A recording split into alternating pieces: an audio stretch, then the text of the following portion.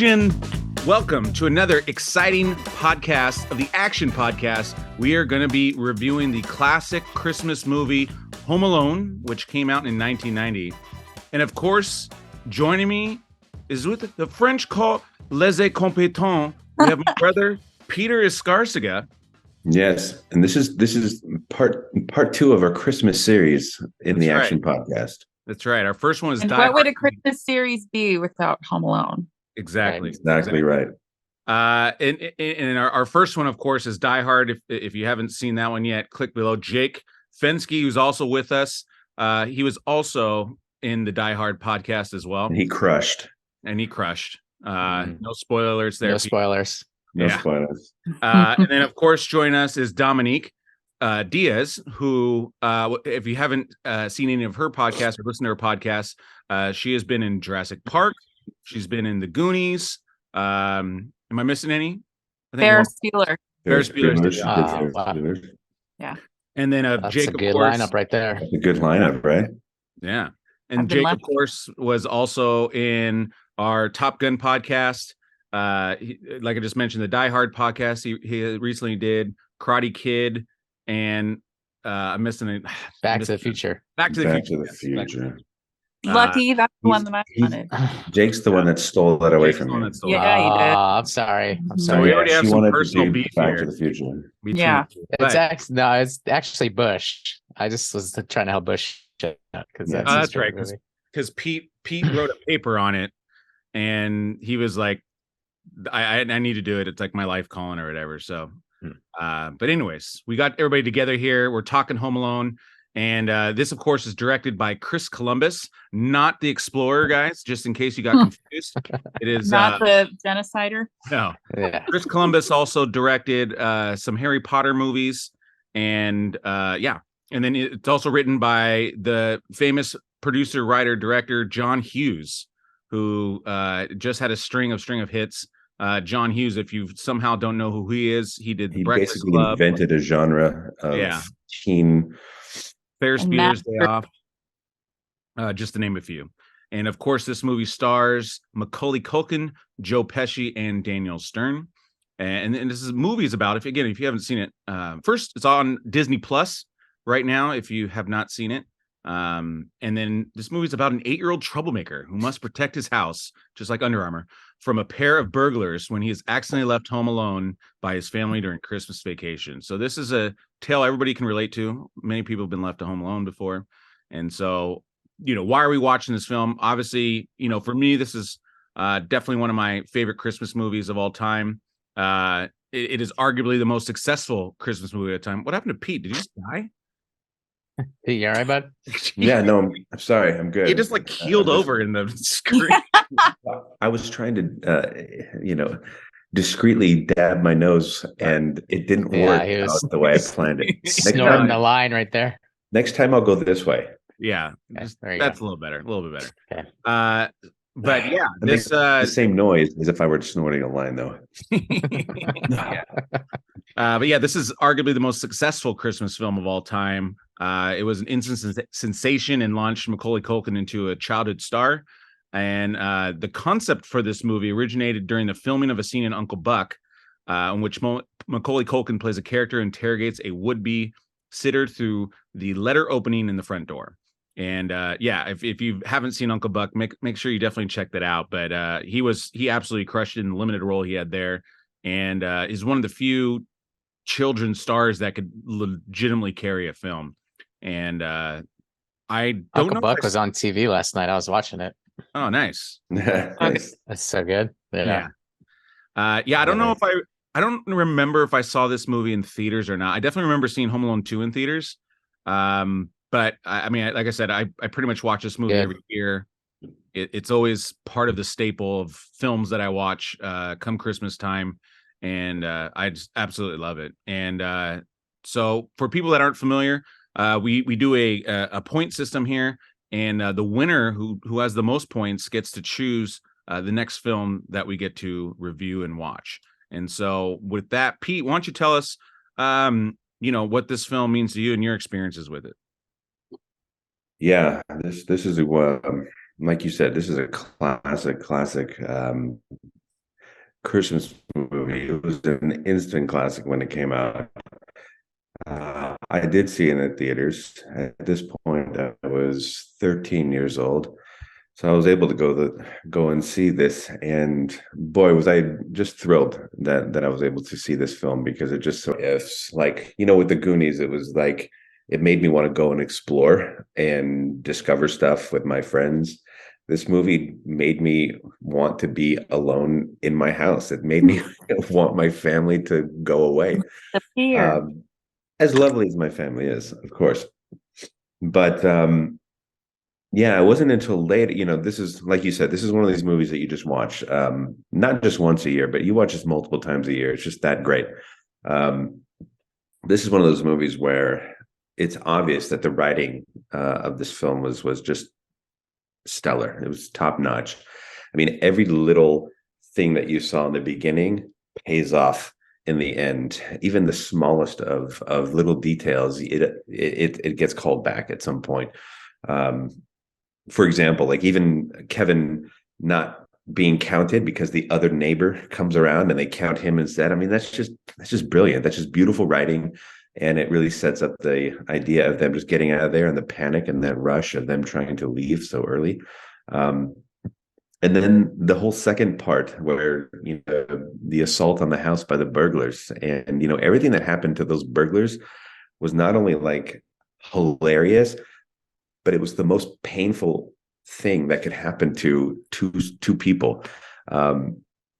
I mean, whether it was getting hit in the nuts or hit in the face or burning your hands or your head. I mean, everything was painful and funny and hilarious all at the same time. Macaulay Culkin, let's be honest. I mean, this kid, in essence, came out of nowhere. I mean, unless you happened to see Uncle Buck, which I did, and I did remember him, but didn't think that he was going to star in his own film. But he carried this film all by himself at that age, which is a remarkable feat, not really duplicated by many. Yeah, absolutely. Dominique, why don't you tell us what Home Alone means to you? I do remember seeing it in the theater, actually. There was a small theater that was in our local mall. It's not there anymore, but as a kid, I never really got to do anything fun like that. And so I remember going with a friend's family, and it was just magic on a screen from start to finish. Like Pete said, it's one of my childhood favorites. It's a staple every year.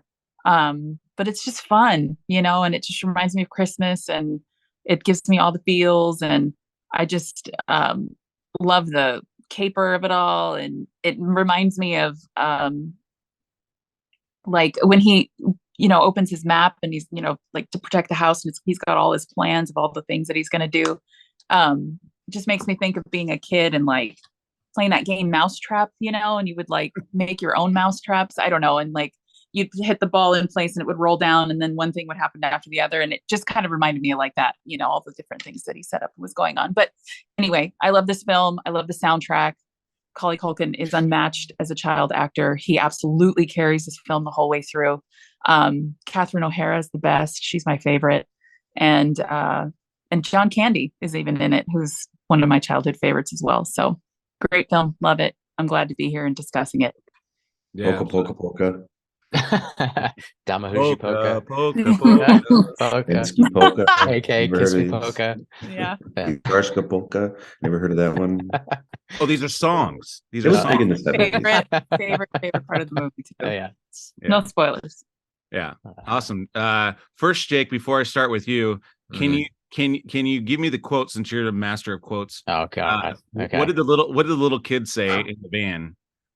What was his famous kind of quote? The little kids say in the van. The one that got counted instead of Kevin. Oh God. Get put me back on the spot. in French. That's it. That's it. Yeah. Nice. Thanks, guys. Bring back some Really? French. Bring back some French. Yeah. Nice. Anyways, Okay. Jake, why don't you tell us your Home Alone experiences? Yeah. So this Home Alone, I love this movie to death. It's this is the first movie I watch every Christmas season. It's the first movie I introduced my kids to after Thanksgiving. We start watching Christmas movies, and this is always the first movie we watch together. So it's just one of my all-time favorites. It's very relatable, I think, for me, just because like I was 8 years old when it came out, and I mean, we were all around that age as well. So it's like, if I grew up in the Midwest, there's a lot of snow. I had siblings, so like there's a lot of stuff in here I can relate to. Especially the interactions between Kevin and Buzz. Buzz is my absolute favorite. And it's like, if you grew up in the Midwest, I'm sure every kid, I don't know what it was like growing up here, but in the Midwest, when it was snowy out, every kid thought about sledding down their stairs outside into the snow. And it's just all that stuff to come to life for me. And I'd like the BB gun. Like, we were allowed to have BB guns back then. It's like, I wouldn't let my kids touch a BB gun in a million years now. Yeah, right. And like, remember those like the little sports figures that he shoots? I had a bunch of those. Yeah, totally. So yeah, just all around, just it's super relatable for me. Nice. Awesome. I just bought my son, he's 2.5. I just bought him a semi-automatic rifle. So yeah. He's all set. Yeah. He's ready. Those, Paul, I don't know if you remember this, but the sports figures that he has, you remember what those are called? Like there's like the Walter Payton one. Oh, those are not figurines. Oh, shoot, I should have looked this up before getting in here. But darn it, that's a great question. They were like super popular back then. Yeah. It's right on the tip of my tongue too. Like, Pete, why don't you look and we'll come back to it? But all right, you can. Yeah. So like I mentioned, we're gonna give points away. Jake's gonna get a point for his costume today. Why don't you show it off to the crowd? Yeah, McAllister Home Security. Home Security. For dressing up. Never be home alone again. Yeah. I'm also going to give a point to Dominique for getting the quote from the annoying neighbor. Yeah, you deserve good job on that one. You pulled that one out of your hat. And then exclamation, I'm going to give it to Pete for his explanation. He had a good explanation. And so everyone has a point. Everyone has a point. Yeah, we're starting off very communistic, and everyone has a point, right? Okay. Starting lineup. Starting lineup. Thank you, Jake. Yeah. Oh, starting lineup. I knew it had lineup in it. Like, I knew lineup, but I couldn't think of the other thing. I would have gave you a point if you came up with on your own, but yeah, I used to have a ton of those things. Yeah, I had the Barry Sanders one for sure. Actually, because I know that this is like one of Jake's premiere movies of all time. It's like one of his favorites. I have 2 trivia questions, and I'm wondering, how well do you know this film? Oh God. Okay. There's 2 little things, 2 little subtle things in this film. Wait. I feel like I'm gonna fail this. Wait, do we want to bet on this? So, Pete, if they don't get it, you get the point. And if they game changer. And whoever gets it gets the point. Oh, okay. The 2. Okay. Yeah, are you cool with that? Okay. All right, let's go ahead. Here we go. Okay. Question number 1. In Buzz's room, there's a poster on the wall of a famous rapper. Who is the rapper? Oh, it's a female rapper, right? No. Okay. All right. Hold on. Damn it. I have a guess, but I'm not going to say it until after. Is it Ice-T? It is Ice-T. Yes! Holy cow. As a matter of fact. I don't know that I ever noticed that. He's all posed. Yeah. He's like, yeah. He's all squatted down, and it's all orange for some reason. Like, he's in like a whole orange outfit. Wow. Okay. I did not agree with that one. All right. Well, that's 1 point for Dominique there. What's the other question, Pete? What is the name of the movie with the keep the change? Angels of Death, or Angels of Death, or no. I know it. Angels from Death, Angels with Faces of Death, something. It's Angels with no something or other. No faces. Angels with keep the change. You filthy animal. So okay, so Angels with filthy mouths, faces, no hearts. Jake, you get one. You get one guess because not Pete gets the point. Angels with filthy. Oh man, I can't remember the rest. I feel like I don't know. The fact that I don't know something to my tongue is already a failure. And I It's didn't already a deserve the failure. points. So Pete, you'll get the point on this one. It's Angels with Filthy Souls. Filthy Souls. Souls. Damn it. Yeah. And if you read your script, I believe it's actually in the script. Is it in the Oh, is it in the script? Yeah, I believe so. I remember typing. Oh, that's great. Your scripts are very involved, so I don't even get through all of them. They're a little busy. Yeah, because it's a play on Angels with Dirty Faces, which was a real film. Yeah, I was close. Yeah. Well, that's too bad. Well, Angels with Phases of Death was Dominique's guess. That is incorrect. Yes, Angels with filthy faces of gross death and Yes. horror. Yeah. Awesome. So with that, Pete has 2 points, Dominique has 2 points, Jake has 1 point. As we're off to a fast start here on the Action Podcast. I'm sorry, I missed it though. I missed it. Did Jake get a point for his outfit? Yes, he did. That's why he's Okay. Yeah. Okay, good. Awesome. So budget and box office, this movie was made for $18 million and grossed over $476 worldwide, $1 million worldwide, 285 million domestic. That's what we call a smash. Imagine. amen. And Home Alone 2, Yeah. why that got announced. And this movie was entered into the Guinness Book of World Records as the highest box office gross for a comedy, grossing 477 worldwide, and is the highest grossing movie of 1990 domestically, which again, for a genre movie like Christmas movie, it's an insane amount.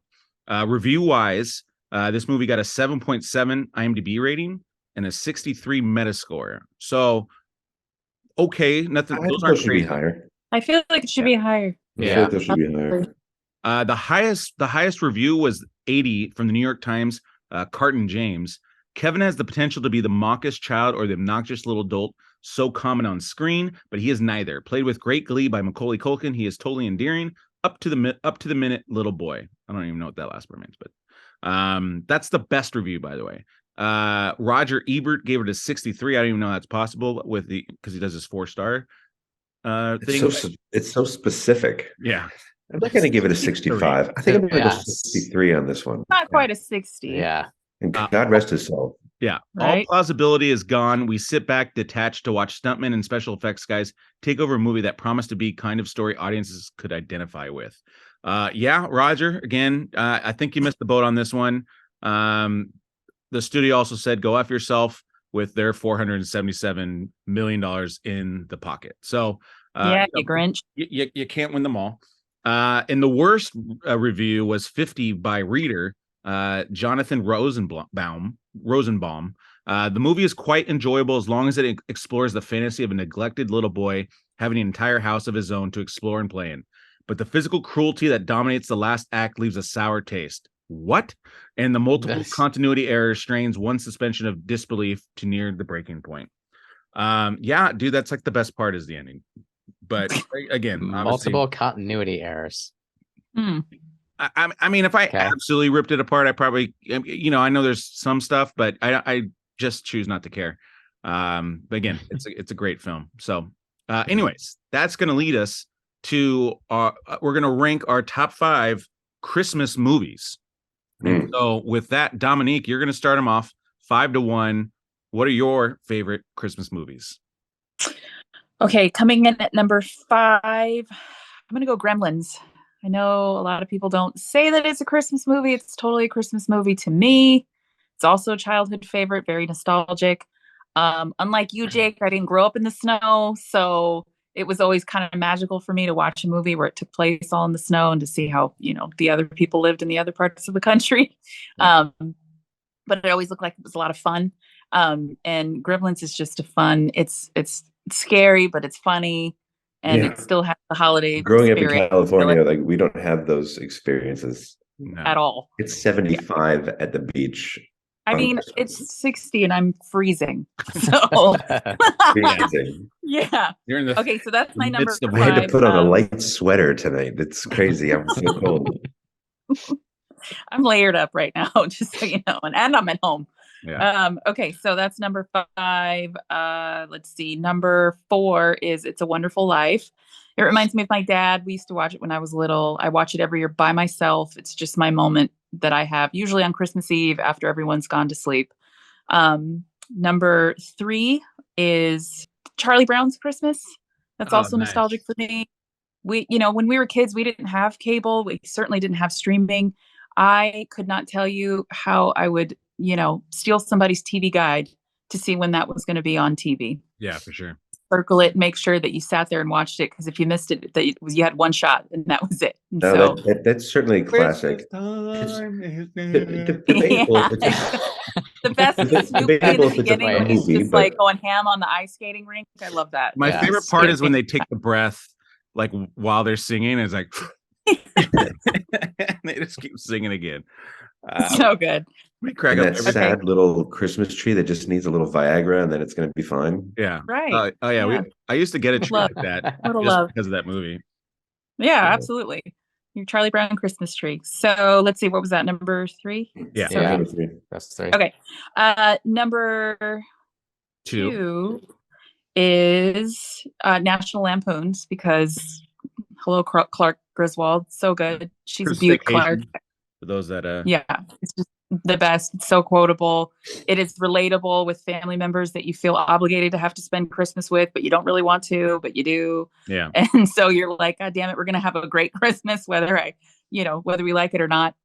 Yeah. And then my number one Christmas Christmas in our movie. family. Oh yeah, right. Randy Quaid. Great.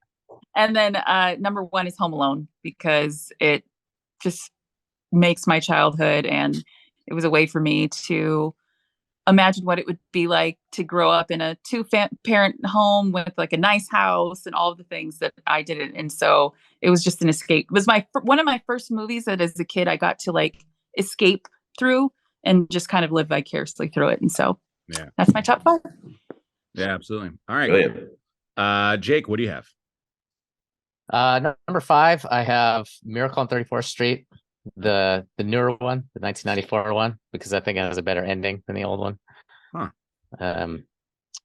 But hot take. Yeah, I know. It's like disclaimer: I've never seen either one of those movies. Oh, really? I don't know if I've ever seen the whole way through. I probably. Oh my goodness, are you I serious? don't think I've seen either one. Yeah. Wow. Okay. I was too busy with Home Alone. Yeah, same. Well, there are a lot of good Christmas movies, so I will give you that, but you should watch it. Number 4, Die Hard, because it is a Christmas movie. Indeed. Per our last podcast. Thank you, and but Thank you. I am placing it at number 4 because it's not as Christmassy as a lot of Christmas movies, but I still love it, and I think it deserves a place on the list. Yeah. Number 3, which I don't think it's a lot of love, which is Muppets Christmas Carol. Oh yeah. Which is the soundtrack is awesome and it's hilarious. Who's your favorite Muppet? Probably Gonzo and Rizzo in that one. Oh, I love Rizzo. Yeah, Rizzo the Rat is hilarious. Pepe the Prawn, he's good too. Yeah, Pepe the Prawn. Yeah, the movie's great and the music's really awesome. Connecting. Yeah. And actually, Michael Caine is really good in it. Yeah.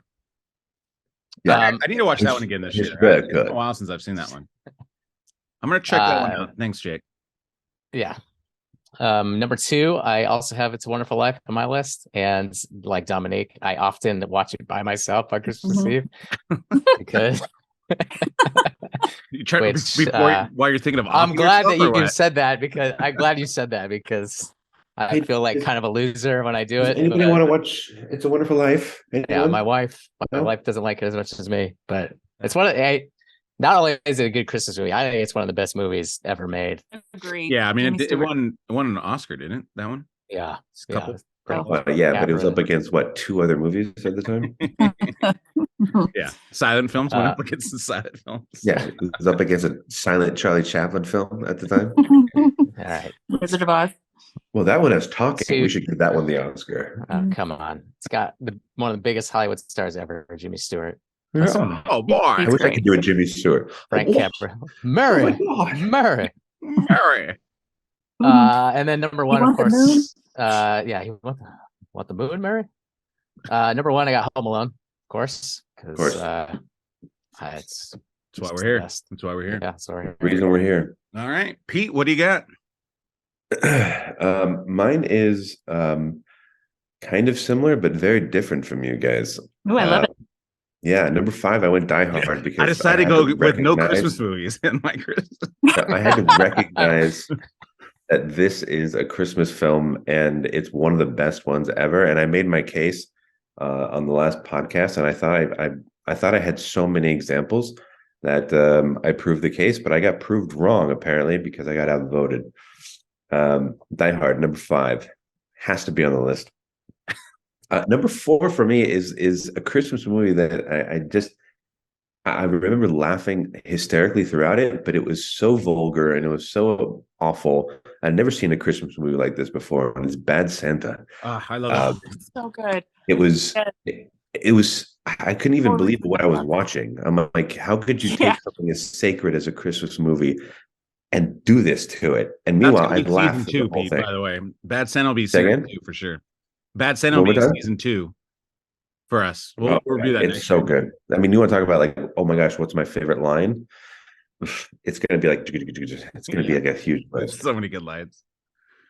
Number Die 3, number 3 for me is Love Actually, and that Oh, movie I don't feel like gets a lot of love for obvious reasons. actually, but it's one of the best films I think I've seen in a long time. It's really good. It is. Um, Even the guy, I forget his name, and I'll feel it in my fingers. Oh, He, yeah. he does like that music video the whole time. Yeah. His character is so funny, but I mean, it's an all-star cast, and um, it's a great Christmas film. It's romantic and it's heartbreaking and it's all these things, but it's a great film. Number 2 for me is the one that we're celebrating tonight, which is Home Alone. And I had to put number 1, A Christmas Story, only because it's this. I mean, Christmas Story for me started it all. Yeah. It introduced me to the Christmas genre, and it's something that I watch even when it's not Christmas time. But at Christmas time, I literally just put on TNT and just leave it on all day Yeah. long because it just plays for 24 hours. It's just always there. And whenever I look up, I see a scene and I laugh. And then I go back to like real life. So yeah, there you go. Perfect list. Beautiful list. I mean, you guys left off 2 of them that I'm just yeah, your guys' lists are different, but everybody left off one that I'm surprised, and everyone would have I had think I know what it is. everyone would have had the point if they just put it. But well, my number 5, first of all, and actually thanks Pete for reminding me, but it's Bad Santa. I absolutely love that movie. I don't know how I didn't put that on my list, but I didn't actually do any research. I just literally put down the movies because I originally had Santa Claus, but that I knew it wasn't my number 5, and I was even though I yeah, I love that movie. I mean, that's nice, but I mean, number 5. It wasn't my number 5 though. I was gonna put Die Hard just to like piss you guys off, but I'm gonna hold true to my guns, and it's just not a Christmas movie. My number 4 is Christmas Vacation. Like Dominique said, I mean that movie is Hilarious. just absolutely hilarious, and I think it's the funniest Chevy Chase movie of all time. Agreed. Number 3 is arguably the greatest pure Christmas movie of all time, and it's Christmas Story, like Pete mentioned. Number 2, Home Alone, Why We're Here. But the number 1 film, guys, and this is a no-brainer, it's Will Ferrell and Elf. I know. No I was going movie- to say, I knew you were going to say that. No, it's a fine movie and It it's is, funny. yeah. But it's not in the top 5. I don't think it's top 5 Christmas worthy movies either. of all time. I quote that movie so much, and it's just such brilliant. It's Will Ferrell's. I mean, I can watch. Will Ferrell's one of these actors who I can just watch at any time, and whatever he does, I'm laughing every time. He could be very serious, but I'm still laughing. Yeah, he just has that effect. Yeah, and that movie is an instant classic. But top 5, I have to disagree. And if I lose a point, then that's fine. But I disagree. I don't think that I would have put it at 6. No, I'd put it top 10. It's a strong 6. Yeah. Pete, I'm with you too. I got your back, Pete. Yeah, well, all Thank you you, are wrong. Luke Nobody's Fenske. getting a point for all your guys. I'm just kidding. No, Pete's gonna get the point, mainly because he's the only person that put A Christmas Story, and he had. I liked a little bit of everyone's list, but yeah, everyone's list was lacking something a little bit. But Wow. Okay. that Very, Pete's Really? well, like I said, very critical. I These know. are opinions, Gee man. whiz. By the way, Paul, you've got a very like young Elvis vibe going on with the Yeah. top I and don't know what the this hair. hair The is. Just get a collar. haircut today. But even this, like, what is collar. this? Oh, it's Like, Pop you in the got this collar. Elvis You thing have a- going on right now. I'm liking it. You have an undershirt down there? no, don't. I'm just going No, just chest hair here. no, he's just all sexy all the time. Yeah, there you go. Okay. No, but Uh, you look like who's that kid who played of Elvis? Oh, Austin. Austin Butler or Yeah, something like yeah. I was Austin going to Butler. say Austin Barnes, but he's a basketball player. that. Yeah. I was going to say Austin Powers, but Can you imagine Austin Powers as Elvis? That actually might be pretty funny. yeah, right. Okay, so with that, guys, correct me if I'm wrong because I haven't been writing these down apparently. But I have Pete 3, Dominique 2, and then Jake 1. Is that correct? That's correct. That is Okay. right. What about background? Who wins for the background? Oh yeah. Huh? Oh yeah. Yeah. I like Dominique does. That's You serious? I don't know. Yes. I kind of like Pete's Yes, too, it's the though. I kind of best. like Pete's too, because wow. the look on their faces is priceless. I'm gonna give Pete the point on this one. Oh my Hey. wow, really? Just crushing tonight. Just Yeah, I like feel like I don't Dominique. even know you Look at that. anymore, Paul. I like Dominique's too. Don't dude, I get me got wrong. Fuller. I mean, he wets the bed. Yeah, For God's sakes. and They it's have Karen. Pepsi. And it's He's gonna Karen pee all Culkin. over me. And I like it too because it's Kieran Culkin, and he's obviously become a much bigger star as well. Like he's arguably more successful as an actor than Macaulay Culkin. And Oh, please, it's night and day. yeah, awesome. So with that, it's Pete 4, Dominic 2, Jake 1. Sorry, I And before we move forward, guys, I have one more, right? Hey. I had one question for everybody. What do you think about the parents flying first class and the kids flying coach? How did that make anybody feel? I'll start with you. And But me? Yeah. As a parent, I think it's the best decision they could have ever made. Especially with how many kids they have. Yeah, exactly. I was so envious. I mean, I could never do that because my kids are smaller, but they have older kids that can kind of watch things. yeah. Take your ass to the back. Yeah. Yeah. The only thing I would have done is kick Uncle Frank back to the economy. 100%. Yeah. That's exactly what I was thinking. I was I like, was just thinking the same thing. Uncle Frank doesn't deserve to Frank be up does there. not Yeah. deserve the first class. Yeah, I had no problem. He I have does no not. problems with and even if they did want to fly the kids first class, like I said, apparently, obviously, Mr. McAllister is balling because Clearly. Yeah. they make a lot of money because he's flying every Christmas somewhere with all their 9 kids. They live in a very rich neighborhood in Chicago. He's paying for the brother too. Yeah. So I mean, they're throwing 20 grand each holiday. Paid for all those pizzas too. Yeah. Yeah. No, the wife actually paid. So I read this somewhere. The wife is apparently like a fashion designer, and then Catherine O'Hara, and she's like a fashion designer, and he's some sort of obviously businessman or something like that. But yeah, the McAllisters are easily probably making $500,000, if not more than that. So And they're visiting In 1990. in 90. But they're visiting the other brother, right? So there's a third brother that they're Right. visiting. Yeah. He's Yeah. the Who one who lives in has a place in Paris. And isn't he the same one that has a place in New York yes, in Home Alone 2? Mhm. yeah, That's right. yeah. I think he just Yeah, moved out there for. I think he just moved out there for like a year or something. And then I think he ends up moving back to New York or something. He's the less successful McAllister. Yeah. No. What a Uncle Frank slouch. by far is Like a- unsuccessful. Because remember, he's trying to steal the glass and all that. Remember, like, Just Yeah. put in your purse. Put it in your purse. all right. So anyways, so let's move to our next category here, which is and the Oscar goes to, and that goes to a cast or crew member performed the best, writer, director, actor, cinematographer, whatever element of the film you think worked best. And this actually you got nominated for 2 Oscars. The first one was for Best Music Original Song, which I've never heard of. John Williams for the music and Leslie Bercusi for the lyrics for the song Somewhere in My Memory. I have no idea where that is in the movie. I don't even know it's played in the credits. Maybe it's at the back end of the credits. I've never stayed that It's long. the one where when they're in the church and the choir sings. Is that true? Yeah. It's Mr. Marley's granddaughter is singing. Oh, But I thought okay. it was I guess it's based off the theme. which Yeah. is based off the theme, yeah.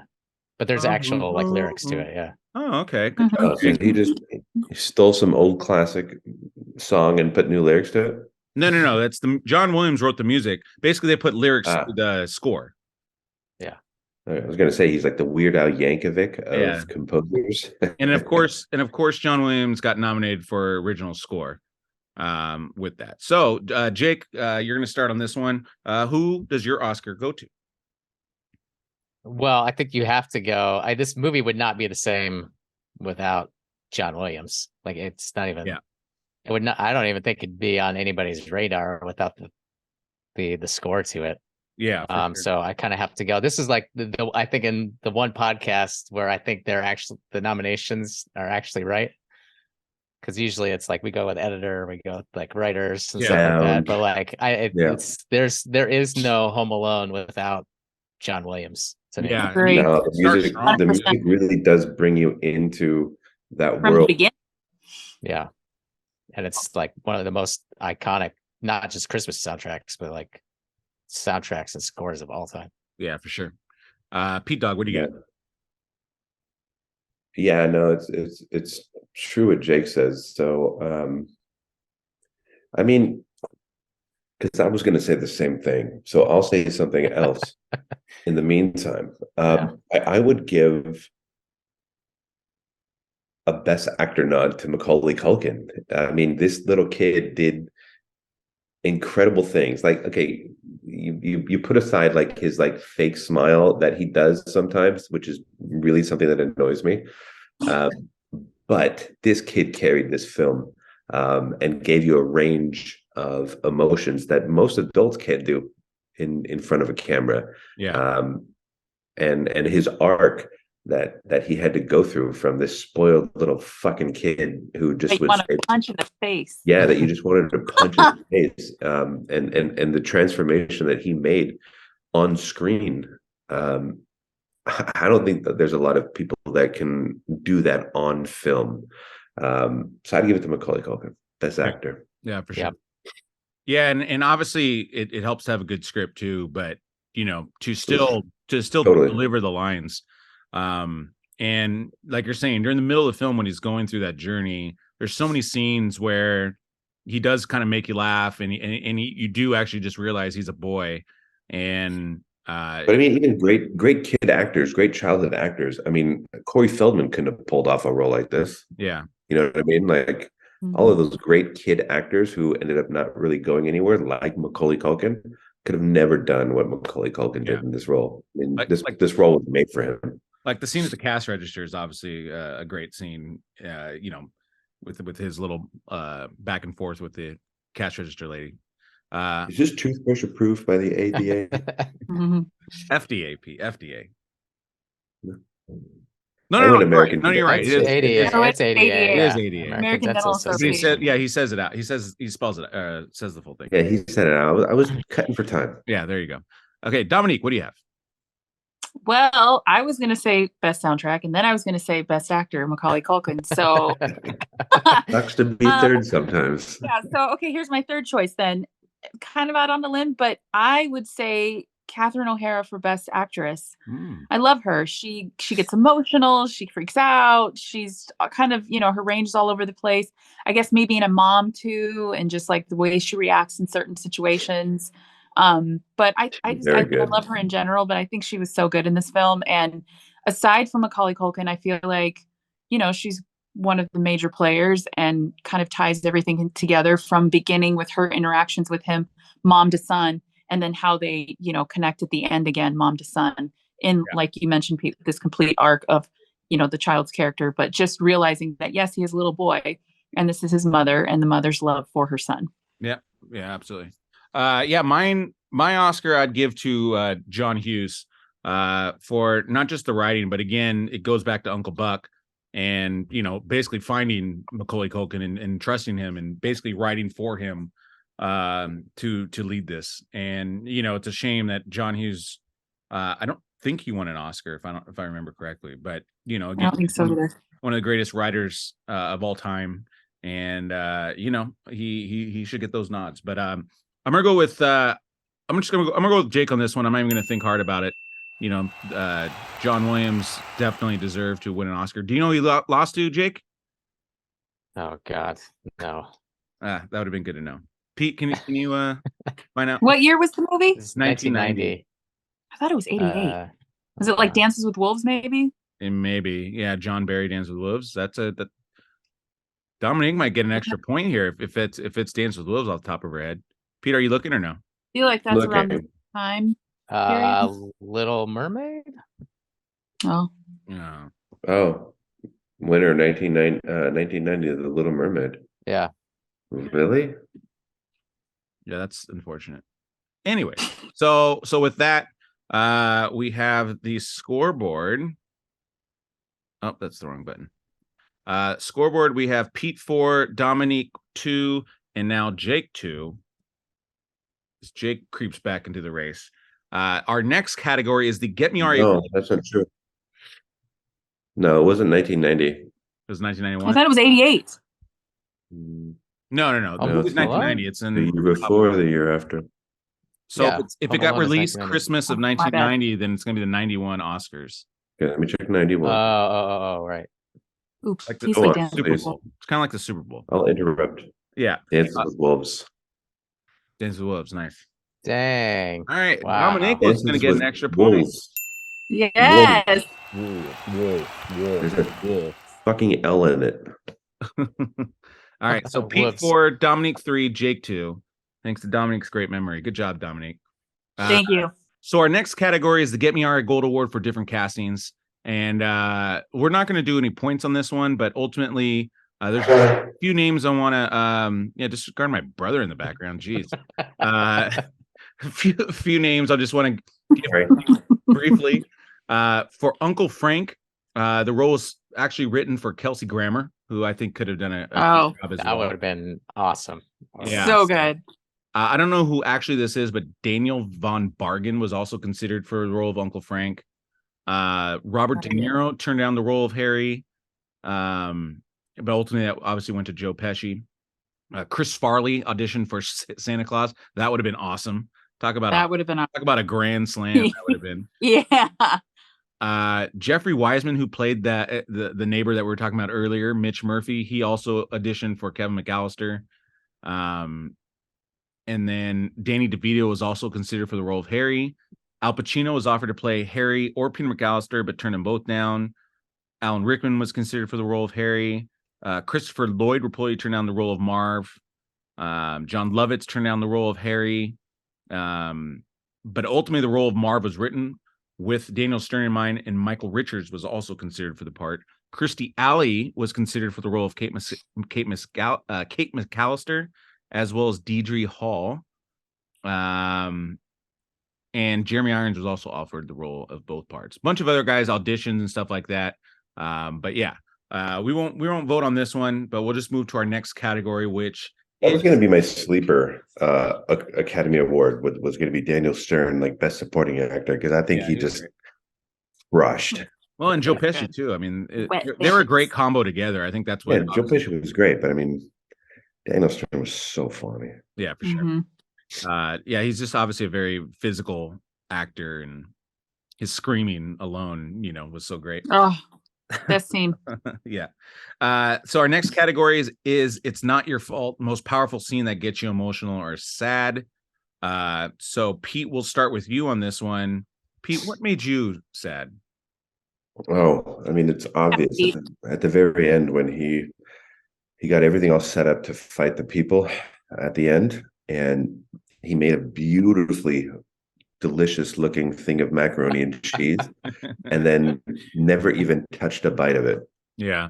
And then had to go and defend the house. And that mac and cheese looked so good. I wanted to reach into the creamy TV and just eat that. It looked amazing.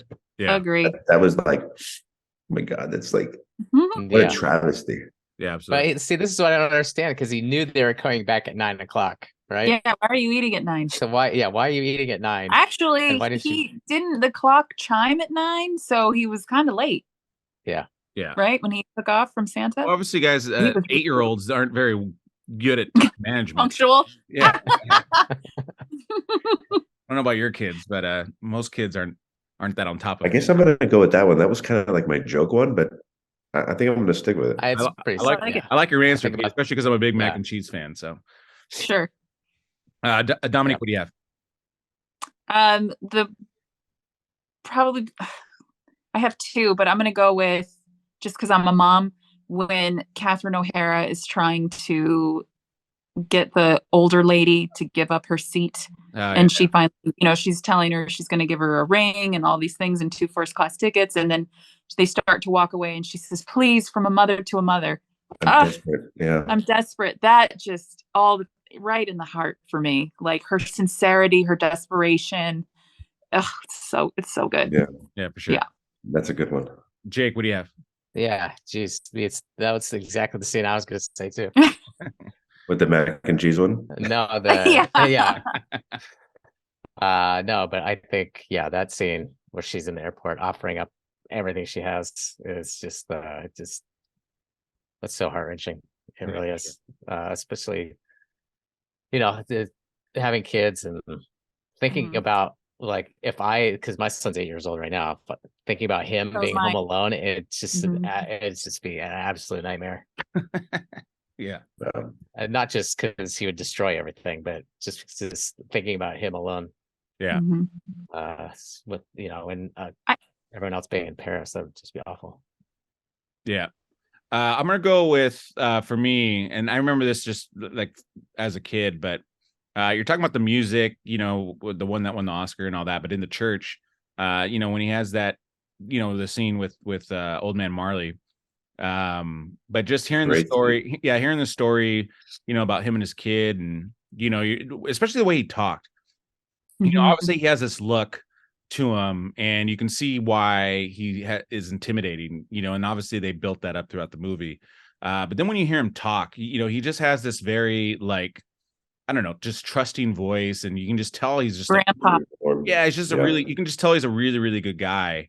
But you can hear that kind of that heartbreak in his voice, and then, but you also, you can hear kind of like, you can also just hear his regret, and and just the dialogue, like how Kevin can actually make him think and ultimately change. There's obviously a huge payoff at the end of it, but that's. I feel like that's the moment when Kevin finally just sort of grows up. Yeah, for sure. He sort of kind of leaves that sort of childhood and he enters into that world. And I think that's where the huge transformation in his character arc really kind of, there's been little bits of it, like him going shopping and, doing like adult things or, other things like that. But that was like kind of the moment where he actually like started to throw down some wisdom back at the old man and paid off at the end. Yeah, for sure. And that's another heart-wrenching scene, is when Old Man Marley's reunited with his son and daughter-in-law and his all right. Throwing out a second one there. No, but I really like the line he says when he says, "You're never too old to be afraid." Yeah. Like, it's just, I don't know, it just makes it think. You two are really laying on thick, huh? Well, yeah. I mean, everybody's trying to get in the last word. Actually, in that one scene. Awesome. All right, I'm gonna give the point to Pete this one only because I love mac and cheese, and then he basically tried to. What the hell is happening right now? He also tried to piggyback on my scene as well. So I Dominiqued Paul before Dominique jumped in. Yeah, you did. All right, so the score, we have Pete 5, Dude, I learned from the 3, best. Jake 2. So next we have our top 5. We have our next list, which is top 5 Joe Pesci movies. And so I believe, Dominique, we're going to start with you on this one. Okay. I love Joe Pesci, disclaimer, and I love all Joe Pesci movies. So this was hard, but number 5, I put it Raging Bull. I remember always hearing about what a classic film it was, but I didn't watch it until I was much older in life. And then I realized how great it was, especially because correct me if I'm wrong, but that was the first time him and Robert De Niro did a film together. Yeah. Okay. Number 4, Home Alone, because he's hilarious in it. And it was nice to see him out of that kind of gangster role and now into a comedic role. Yeah. That's how I felt like when I watched Robert De Niro. What was that movie they did with Billy Crystal? And then all of a sudden he was funny. And then also Meet the Parents. You know what I'm talking about? Yeah. Where he's like yeah, anyway, so it was nice to see them kind of make that, jump. Yeah, the Um, psychiatrist and the Oh, the yeah, psychiatrist Billy one. Yeah, Crystal. what's Yeah, it's really great. Analyze It this. starts with an yeah, A. there you analyze go. this. Thank you, Paul. Analyze this. There you go. My Paul number is fun. 3, piggybacking off the comedic role, is Lethal Weapon. Okay. Nice. Okay. Yeah. Okay. Number 2 and number 1, this was hard for me because they kind of go hand in hand, and I've seen them a million times over. And I also will put these on in the background and go about my day. But number 2, I put as Casino. And my number 1 film is Goodfellas, because Tommy, are you kidding me? Mhm. This Right. No, I think your number 1 classic. and number 2 are absolutely accurate. Yes, and it was In hard that to kind order. of go between the two, but I feel like Casino or Goodfellas came first and kind of solidified him in that type of genre, and then Casino was a close Yeah, second. those are like, no, Nice. Yep. good. Very good. All right, Thank Jake, you. what you got? Yeah, a lot of the same ones. Although I kind of gave well, number 5, I had Casino number 5. And Yeah. the reason why I did that is because it starts to be a role that he plays a lot. Yeah. So I kind of And he does it so well. he does, yeah, absolutely. Yeah, it's kind of become his thing. But I kind of gave more priority to roles that he kind of changed it up in. So like number 4, I got my cousin Vinny. Nice. Mhm. Number He was 3. nominated, no? No, that was No, that was Marissa Tomei. Versus Tomei, she won. Yeah. Right. Yeah. Number 3, I got Raging Bull, which is a fantastic movie, and it just Mhm. doesn't get enough love, I don't think. Yeah. Agree. That's my favorite Scorsese movie. Number 2, Home Alone. And number 1, Goodfellas, of course, because that's really when Joe Pesci became Joe what he Pesci. is. Yeah, exactly. Yeah, for sure. Yeah. Pete, what do you got? Yeah, we're all pretty similar, except for my number 5 is I'm surprised nobody talked about it. His role in JFK was Yeah. amazing. That's true. Like, Yeah, I actually forgot about that. Yeah. there's no one who could have played that role, because I mean, if you look at the real life guy versus Joe Pesci and what they did to Joe Pesci and how just insane he did, and it wasn't a huge role, but No. it was significant to the case, that Kevin Costner was working on. So number 5 for me is JFK. Number 4, I went My Cousin Vinny. I had to put that one 4 because of its comedic value. Because I had to put 3, Home Alone, because I mean, I think that Home Alone just elevated him into a different sort of class. Like at that point, he had been all mob all the time, but then he did Home Alone, and it was incredible. And then I went Casino 2 and Goodfellas 1. I don't think you can argue those. Agree. I think you can argue those. Which No, you can. And I will. I mean, those are his 2 most And I'm about iconic to. roles. So my top 5, we all pretty much have the similar movies. I put number 5 Casino. I think Jake nailed why Casino's number 5. Number 4 Raging Bull. I haven't seen that enough. It might even be higher, but again, I just haven't seen it enough. I've seen it twice, but and I own it, but I need to watch that again to really kind of see his value in it. Number 3, My Cousin Vinny, just because again, it's such a different role, kind of different role. He's more, 2 Utes. Like I just love kind of his flair to it, and he nails it. Number 2, Home Alone, because I've seen it more. But again, like I think he's so great in that. Him and Daniel Stern's dynamic in that is so excellent. And then number 1, of course, is Goodfellas. I think that's obviously the unanimous pick. And so with that, I'm gonna give Jake the point because we pretty much were in sync on that one. And I love Jake's the way he shot down your Casino and how he turned it down. So I'm just kidding. Yeah. Well. So with that, we have Pete 5, Dominique 3, Jake 3 in a very, very tight race here. As we now, I don't ever want to see you again for the rest of my life. You don't mean that. See you again. So our next category is Ma, the meatloaf scene that makes you laugh or feel good. There's obviously many scenes that will fall into this category. So I'm excited to hear what you guys have. So Jake, you're going to start this one off. For me, it's without a doubt, it's John Candy and the Kenosha Kickers. God, I love him. I swear to God, it's so sorry. It's so good. He So steals the movie in 2 minutes. Yes, for those few minutes that he's actually in it. Yeah, right. And I love how he just he expects that Catherine O'Hara just knows who they are. He's yeah, we did a few things and.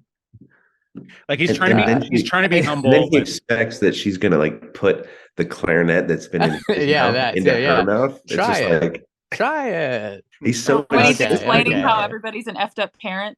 Yeah. Going around. It's he's you brought it up. I mean yeah, well, yeah. Just trying to make you feel better. You brought it up. I mean, I was there. Yeah, excellent. Pete, what do you get?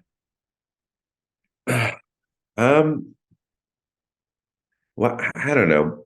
The one I was going to say, I think I'm gonna. This is a great start, by the way. I think I'm gonna leave it for Dominique because why else would she put that as her background? So I'm gonna say that the thing that made me laugh the most is the fact that during this growth of Kevin throughout this movie, he's finally starting to do adult things and starting to take care of himself. And one of the things, it's almost like City of Angels, where Nicolas Cage just wanted to be a human so bad, and so when he finally gets to be a human, the love of his life dies, and it's well, yeah, that's what it means to be human. Welcome to Earth, motherfucker, right?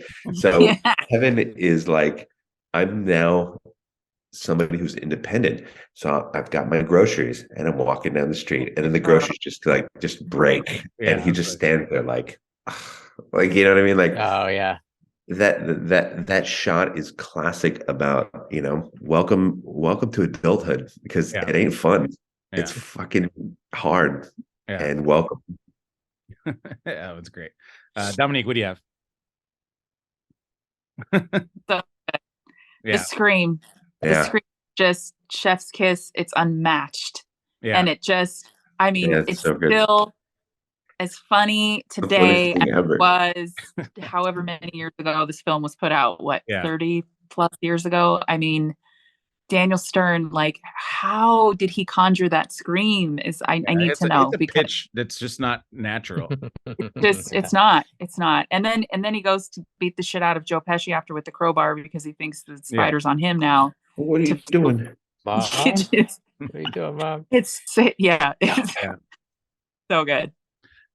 So my scene I have is the pizza guy scene, just because it's probably one of the more iconic scenes in this film, just because that's what it's with Kevin. Obviously they repeat this joke in Home Alone 2, but it's just this use of an old movie, and he manipulates it to basically scare. You have to pay for the pizza, sir. Yeah, just that guy, and he always hits the statue. I don't know. I love it. Again, it's just a little touch that's you can cut it out, and it movie is probably still fine, but it still fine. Yeah, that lawn ornament gag is hilarious. Just an extra layer. It's just simple, but yeah. Awesome. I'll give the point to Dominique on this one, just because the scream is absolutely hilarious. Iconic. You're welcome, Dominique. I know. Thank you, Peter. I know. And that was mine, but is that a pity point? No, it's not a pity point, but you had the background, so it's obvious that's what that's all you, girl. Thank you. It's all you, baby. So next we have Line Please. Go ahead, and we'll just do the combo like we did last night, Pete, or the other night. With give your favorite line and give your underrated one. So you're giving 2 quotes, and then I'll just pick the winner based off your 2 quotes. It's me first? Yes. Damn.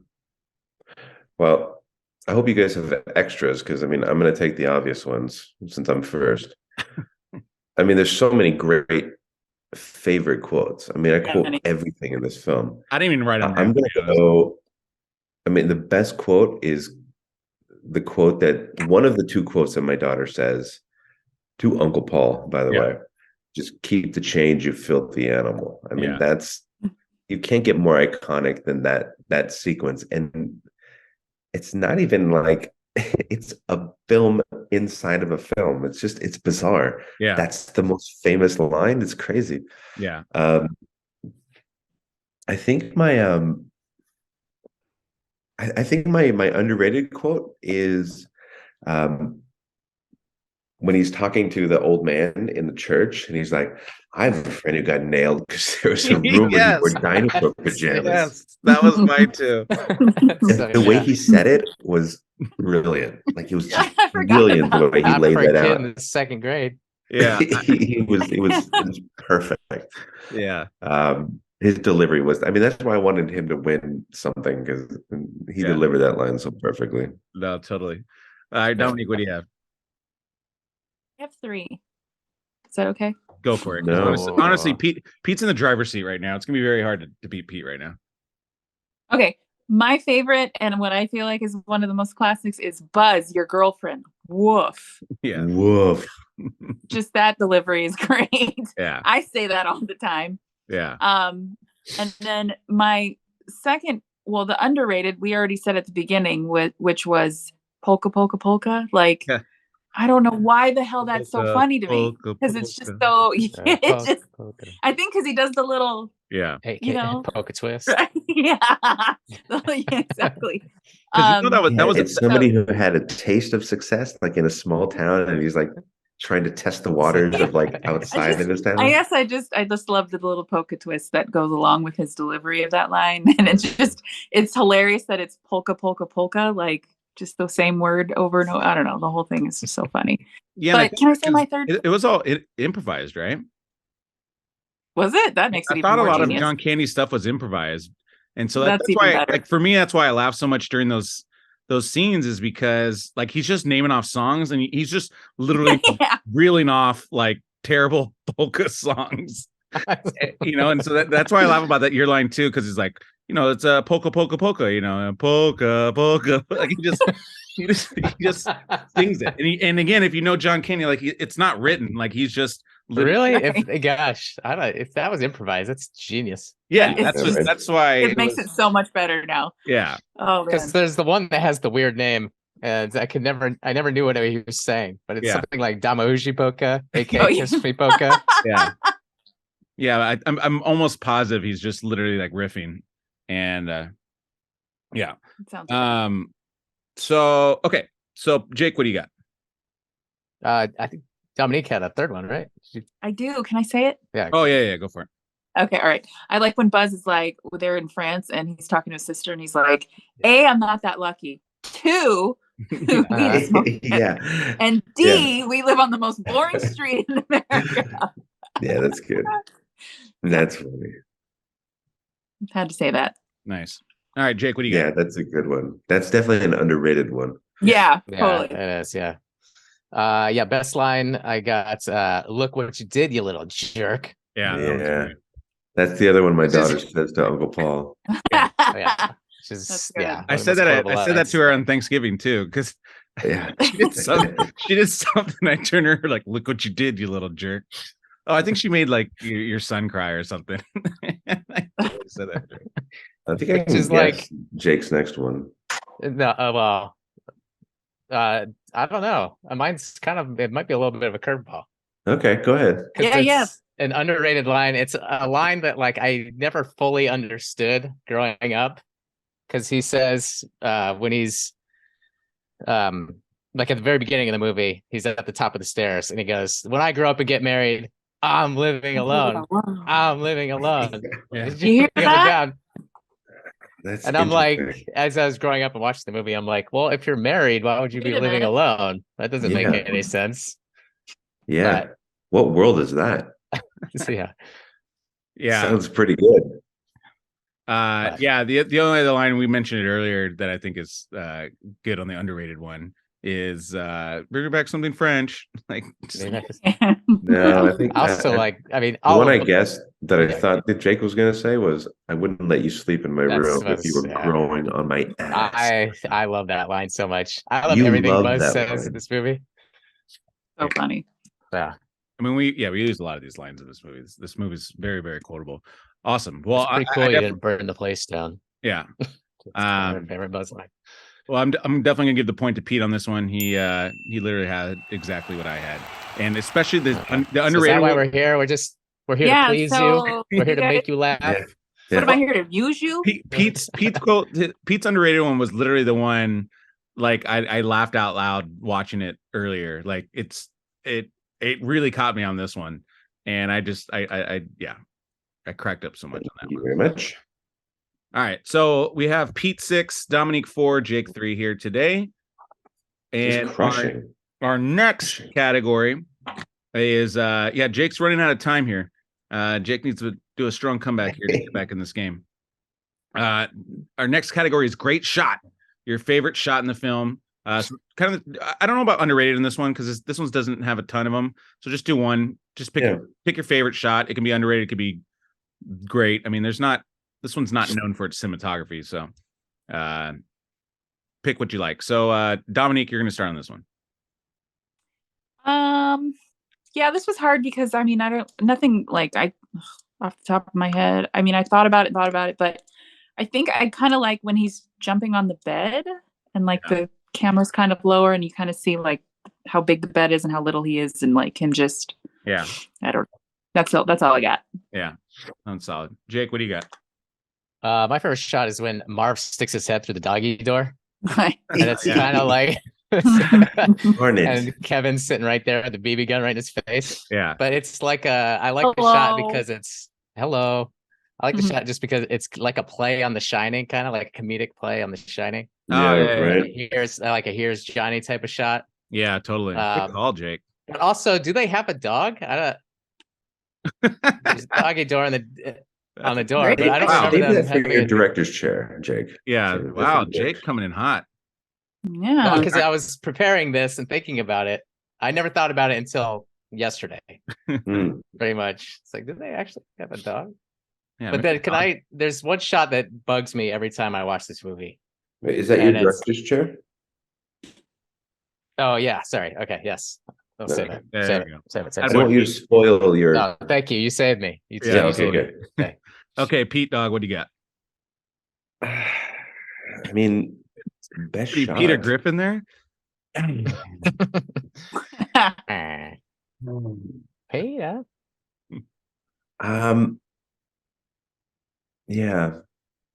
Okay, I'm gonna go with. I mean, a great shot please. Wow. It sounds like you really prepared for this one.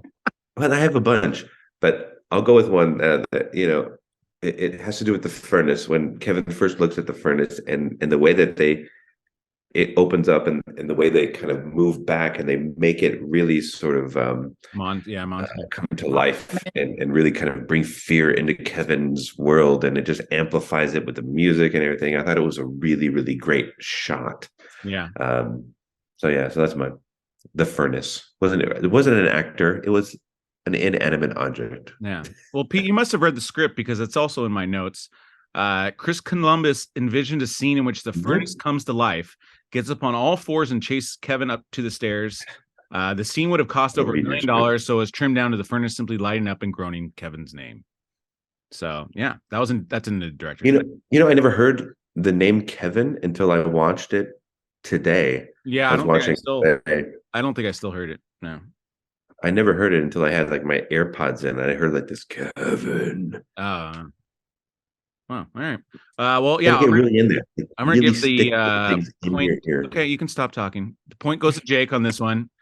So that puts it at Pete 6, Dominique 4, Jake 4, as we hear in the final two categories. So great shot, by the way. Another great shot is when Kevin's about to get hit by that car. He's like, that's a great shot. And even it's more editing than the shot, but obviously, yeah, exactly. That's why I didn't say it. Well, and they cut to like Catherine O'Hara when she's like, Kevin, like the editing is because it's on the side and then it's like cuts the front, but they cut literally perfect and it's such a great emphasis. But the other one I love is when Uncle Frank backs into Fuller at the table. Oh yeah, you see Fuller, his and face like smashed up in the chair. Yeah, that's a great one.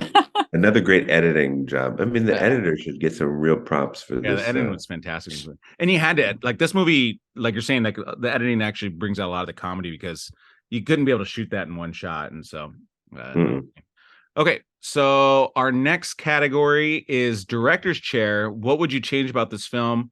I think there's a lot to talk about. Let me just bring up a few of the things that I have in my notes. The movie originally had more scenes of the family in Paris, France, but test audiences wanted to get back to Kevin. Director Chris Columbus would ask Joe Pesci to do his "How am I funny" speech from Goodfellas on set. In fact, Pesci was to have similar scene with Daniel Stern, defensively questioning him about having an edge. The scene was deleted. There's another deleted scene that has shot of Marv and Harry singing their own demented version of Santa Claus Coming to Town. I already mentioned the furnace scene. And then Chris Columbus had storyboarded a few scenes in which Kevin would have dreams where the house comes to life. One included the evil furnace in the basement, which would come to life and chase him down the stairs on all fours. Another was where several toy nutcrackers would come to life along with the house. The scenes, however, were too expensive on such a tight budget, and the ideas were dropped. But and it wouldn't have fit. It wouldn't have fit in this storyline. No, because he would have to do more like Christmas Story, where he would have more imaginative. So you'd have to almost do like 3 or 4 of them in order to really kind of hammer the point that his imagination. That would have taken away from this really beautifully paced film. Yeah, no, I agree. So good job, Christopher Columbus, for not going through. Point, Peter. Yeah. All right. So Jake, you're starting this one. No, Dominique starting this one. I didn't like the fact that they never really figured out that it was him that saved the house and, got the wet bandits caught. So I felt like the ending, I don't know. I like I need closure. Oh, you mean I wanted Old Man Marley. Wait, say that again. You mean old No, I mean, like, I would have changed, like, I would have wanted some kind of a scene at the end for the parents or the police or the neighbors or somebody to acknowledge that this kid did what he did. You know what I mean? Yeah. You see what I'm saying? Like, it's well, technically Old Man Marley saved him, though. Like, saved the house because he got caught. Yeah, but Kevin's the one that fought off the burglars from the house. Right. Yeah, exactly. Like how he fought them up. And then I guess the other thing, well, kind of piggyback off that, like Marley, like, was a capable adult and like he didn't realize the kid was by himself at any point, or just, like he was the neighbor, like they didn't try to contact him, or like he was he was the only neighbor that was still at home. Right. Everybody else was out of town. He was also a killer, though.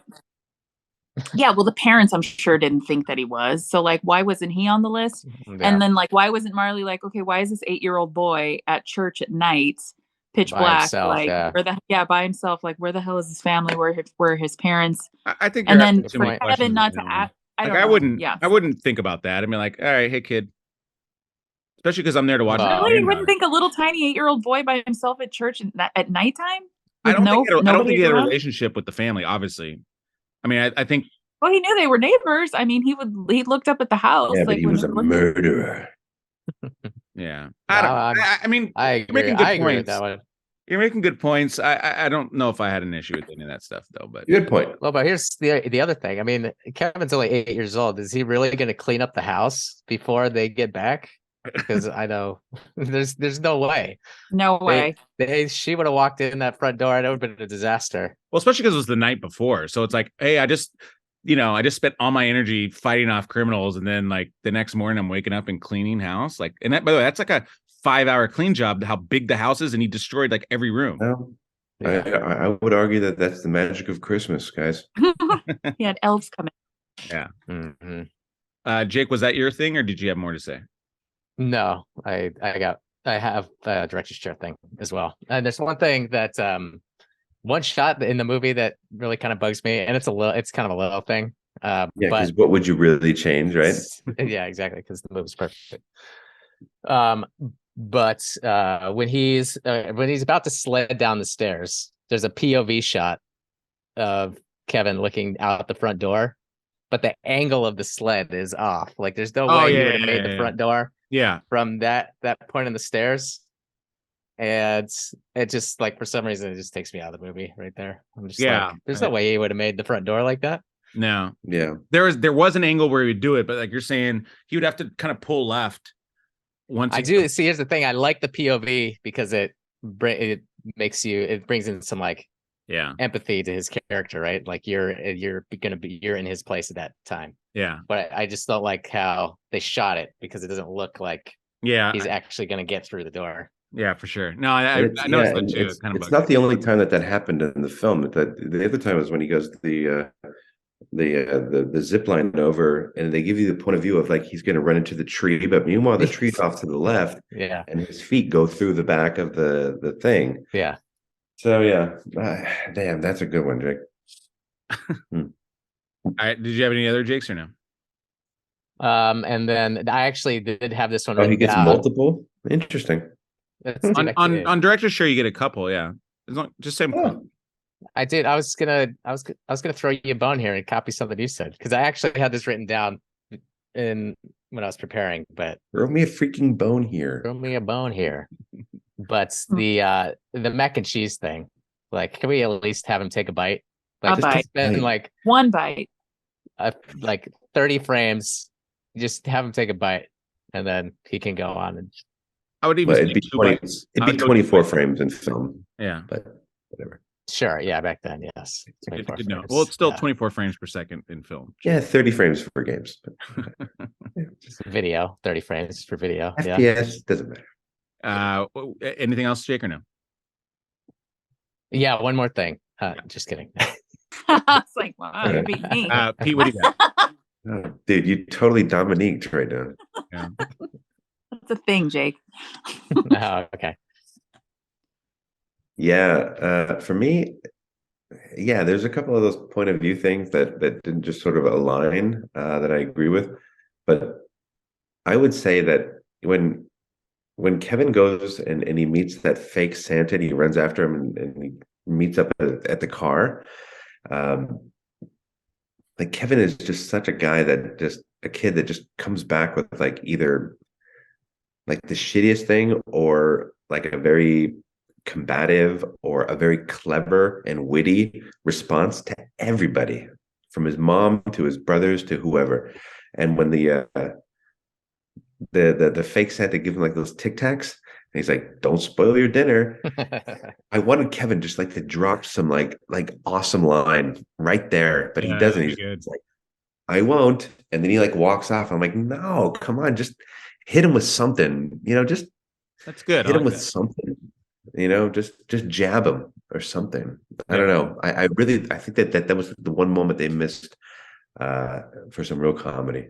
Yeah, for sure. No, I like that. I like that, especially because we need to be back into it with comedy too. Like it had gotten serious for a while. Don't get too serious. Yeah. Yeah, I like that. The one I had, and the stuff Jake mentioned as well. But there's a line in the beginning where when he's first home alone, and he's like, "I'm eating junk food and watching rubbish." Like, what kid says that? Rubbish. Like, we're not British, you know what I mean? And like that line, every time I watch the movie, that line bugs the hell out of me, and I'm just like, Yeah. I love that line. nah, I hate it. Like, It's so funny. it's watching rubbish. It's, Like no it's one almost says that. it's almost an FU to his It parents is, walking yeah. around. I know it, but give me a different Hey. word. One that Macaulay Culkin sounds like he's said before. It just didn't. Nah. His saying of that line was just a little rough. Just because, again, you can tell he's never said that line ever in his life. So, yeah, that was mine. Again, a little small one, but all right. I'm gonna give the point to Jake on this one, just because he had the same one I did. So, with that, Pete 6, Dominique 4, Jake 5. Ooh. And we're entering our final category. And guys, this is going to be hard to tell, but I just want to know, what your favorite Christmas gift of all time was. And again, this is personal. This is not really part of the movie, but yeah, we're talking Christmas movie and Christmas gifts, and I want to know what your favorite Christmas gift of all time is. And so, Pete, you're going to start on this one. This was tough. I mean, for me, I think my favorite gift was the official Red Ryder carbine action 200 shot range model and rifle with a compass and stock and this thing that tells time. I mean, that was just my best gift of all time. Nice. Do you even have a favorite one? I'm trying to think what if. No, I don't think I ever received something for Christmas that was just like, oh my God, I got something like this. Yeah. I don't know. Like I always got stuff that was like really cool and that I wanted at the time, but then ultimately turned into something that I never needed. I know what your favorite is. When you got a I know keyboard. what your favorite was. Yeah, but when you got a keyboard. When I got the keyboard, yeah, that was the sort of the launch of my musical career. You know what was the reason not I didn't go to college because I was going to be a famous rock star. Yeah. And you know what was not your we all favorite? know how that turned out. Yeah. You know what not your favorite Christmas gift was? The telescope that you got that you never used after. No, I think my least favorite was the T-shirt of lizards having sex with each other. Yeah. That's so random. What? Our aunt gave that to us. She didn't know. They just said, "Oh, look at the cute frogs." She really didn't look closely at what the lizards were doing, but they were all in various sexual positions. I cannot. Yeah, I don't even think I knew. I don't even think I knew what it was either. But everyone was just like, "Oh my goodness!" And yeah, it was hilarious. Is that for real? All right, Dominique, yes, what do you got? That's for real. So for context, I grew up very impoverished, and not to get too deep, but just not a good, childhood. So I was always used to kind of just getting like stuff that had been donated from the church or dropped off by like the fire department, but nothing, I don't know. It was just random stuff. It wasn't really anything I ever had asked for. But on my 11th, I remember being 11 years old. So that must have been like 90, 91. Yeah.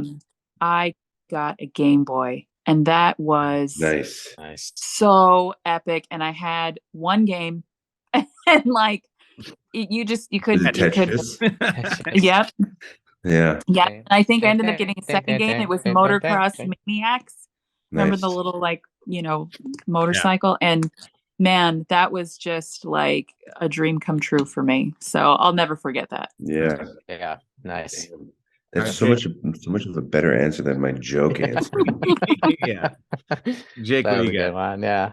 Yeah. Jake, you want to try at this point, or I don't think I can beat that one. But when I was when I just started college, this would have been 2000 and 2001. I got for Christmas, I got one of the very first MP3 players that came out. Oh, nice. It was a game changer because you used to have the CD player. Yeah. That would skip every time you threw a CD in there. Yeah. And so you couldn't really take it anywhere. But this is also the same time when like Napster was a big deal. Mm-hmm.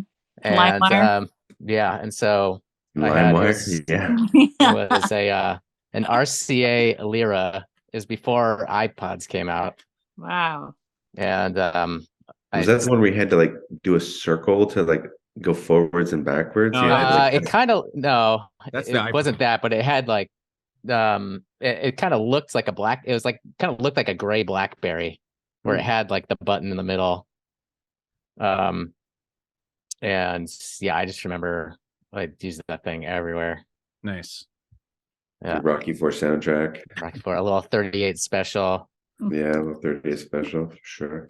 Yeah, so I think I've said it in this podcast before, but yeah, my favorite Christmas gift. 1 year, all I wanted was an ET doll, stuffed animal, an ET stuffed animal, and obviously this had to be like 1985, I'm assuming, or no, it came out 83, huh? So I'm like 3 years old, and there's a bunch of nicely wrapped presents, but my parents beautifully wrapped presents. Everywhere. But this present they didn't wrap very nicely, and so I was opening up all the nice. Put it in a white trash bag, like a white plastic trash bag. It was just sitting there. Yeah, so I opened up all the regular ones, and I didn't get it, and I just was just devastated. And they're like, open up the trash bag, and I just was so upset that there's a gift in a trash bag. Let me stop you because we tried to get you to open up the trash bag from the beginning, but you kept saying no. Yeah, I don't want this trash bag. Yeah, I didn't want trash. How dare you give us this trash like it's Forky or something? How do you remember all this at 3? I don't know. Maybe I just block out my childhood. Yeah. I don't know. I don't remember. This is a pivotal moment for. Yeah, it's a pivotal moment. I learned that don't judge every book by its cover, Dominique. So it's very impactful for the rest of my life. Huge lessons. Yeah. So ultimately, I ended up opening the trash bag, and my heart was just filled with joy, and I hugged ET forever and never let go. Just like Rose. It wasn't a little tiny like No, it was like life size. I mean, it was stuffed not animal. life size. Life size. It was like that big. So like, I mean, 3 years old. So it was like half my size, probably. 2 feet, probably about 2 feet tall. Sturdy, so you can actually hug it. Yeah, it was solid, very solid gift. So That was a awesome. good Well, gift. Dominique, I think clearly gets that one. She's the only one that really had a childhood gift. Jake has an adult. The only one who tugged at our heartstrings. Yeah. Yeah. So with that means Pete is actually our winner.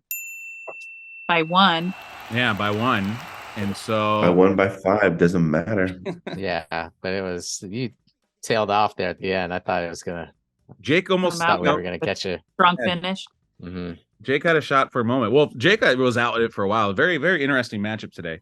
But yeah, Pete. It's like Pete's flu game. Yeah. I don't know if you want to throw out a few. We have to think about it. We'll figure out which ones later because honestly, we actually have to do some thinking on it. But I keep saying it over and over again, and nobody ever wants to review this movie. But Big, I want to review Big. We said we would. We decided that on the last podcast that we did together. I just want to review it so Let's bad. do it. Yeah. I'm so down. Yeah. I Jake, think do you like Big? I love Big. Big Okay. what? It's been a while. Okay. It's time to end this one. Yeah. All right. Well, I will say though, have you guys? One recommendation I like to make is that if people haven't watched this yet, they should watch the movies that made us on Netflix and watch the Home Alone one. Oh, nice. Yeah, I saw that. It's really real good. Yeah, Interesting. Yeah, I'll check that out. I don't think I've ever seen they that. talk about how I got to see that. about how Thanks for everything joining. came together and how they filmed it and stuff. And yeah, it's great. Very cool. Awesome. Yeah, this is a great little series. Thank you everybody for coming on tonight. If you haven't subscribed yet, you're watching us on YouTube, make sure you like and comment. Give us your favorite Christmas movies of all time. Do it. And also vote who do you feel who won this competition today. And if you're listening to us on Apple or Spotify, make sure you subscribe and like and to get to the new episodes. And with that is a cut. Thanks everyone.